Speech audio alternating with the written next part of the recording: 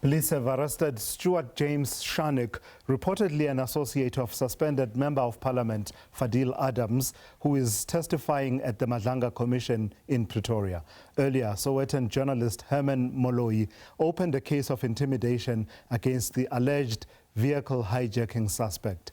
Moloi said Shannick took offense after he photographed him without permission during the tea break at around 11 a.m.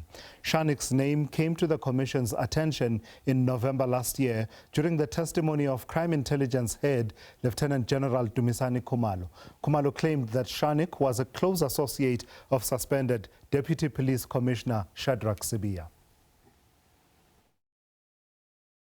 It was tea adjournment and everyone was taking pictures because he had approached Fadiel Adams, and when he came back he said that why am I taking video of him without his permission. I'm telling him that no, this is a venue that we are authorized to take videos, and then he said even yesterday you took videos of me and posted on social media. And I'm like, yesterday I didn't take any video of you, and can you please show me that video you say I took yesterday? And then he's like, I don't have my phone with me now. And his tone was very threatening because he was even pointing fingers at me, telling me that if I want to talk like that, I must come outside. So we don't know what would have happened outside, but his tone was very threatening. That's why I decided to open a criminal case. Meanwhile, the Madlanga Commission has adjourned for the day to allow National Coloured Congress leader and Member of Parliament Fadiel Adams to listen to recordings of his interactions with the investigating Directorate against Corruption, IDAC. Adams has been testifying for the past 2 days. He is a central figure in the Section 27 affidavit that was used to investigate and subsequently prosecute 7 crime intelligence officials. Evidence leader, Advocate Lee Segal-Zncube, has told the Commission that she intends to conclude her questioning of Adams tomorrow. To discuss further what came out of Adams's testimony, we're joined now by independent crime expert, that's Dr. Kock. Good evening to you, Doc. Always good to see you. Let's start with this question. What has the testimony of over the last 2 days of Fadiel Adams revealed to us and to you perhaps thus far about the intersection between public office bearers like him, the ease with which they have access to senior institutional leaders such as the police leadership and members of the executive such as the police minister, and I suppose the ease with which that access can either be a force for good or a force for evil? Yeah, good afternoon to you and to the viewers. And then I want to say, yeah, this was very interesting the last 2 days. Well, basically yesterday and half of today. But it was very interesting because it clearly indicates, point number one, that Mr. Adams had, there was something very fishy here. I mean, he opened dockets, he get these documents on his floor. He ran with this and he opened dockets in Cape Town.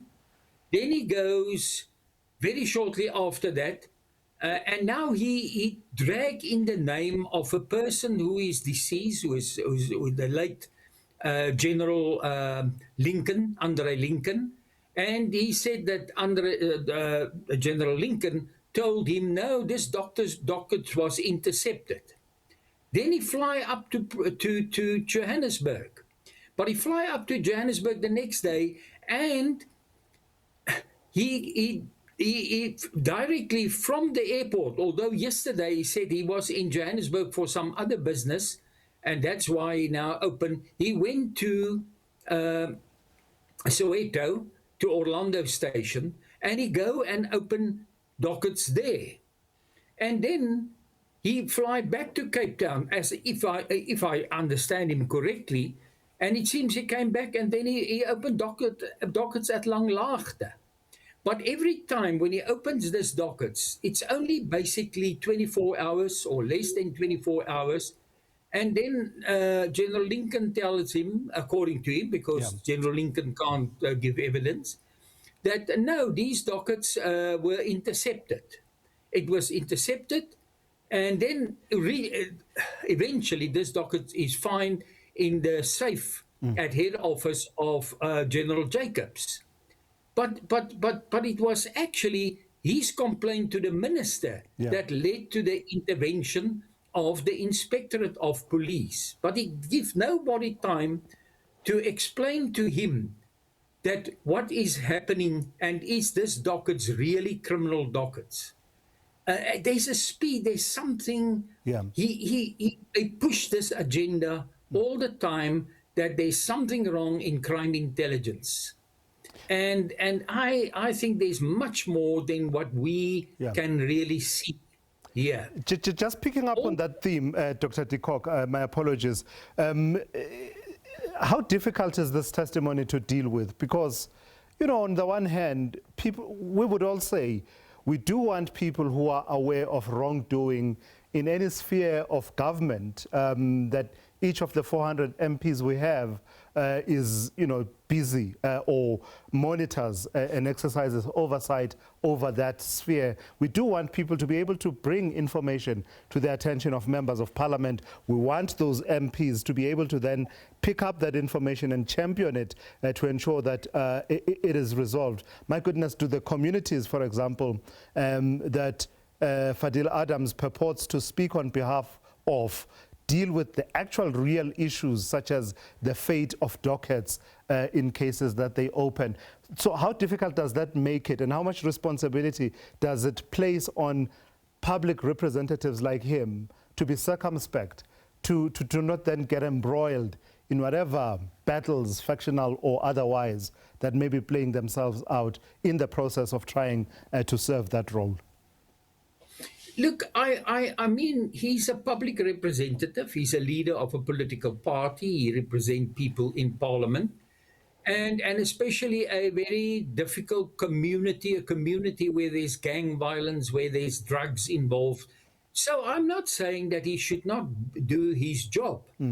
But here he pushed something which is nothing to do with the circumstances on the Cape Flats. The circumstances on the Cape Flats, that's what he should have addressed. You must remember, there is the Portfolio Committee of Police, which is an open committee, and where the police are discussed, and when questions are asked by the police, it goes to the Portfolio Committee of the police, and the police have to explain. And if he had any problem with crime intelligence and the effectiveness of crime intelligence, or if crime intelligence is doing its work, then he can ask it there. But actually, crime intelligence, especially when it comes to secrets, undercover agents, the Secret Services Fund, which he called the slush fund. Now, as a parliamentarian, he should know it is the Secret Services Fund, and that fund is specifically there to run undercover operations, which is actually the only instrument against organized crime. You can't look at organized crime from an open account. You have to have a closed account.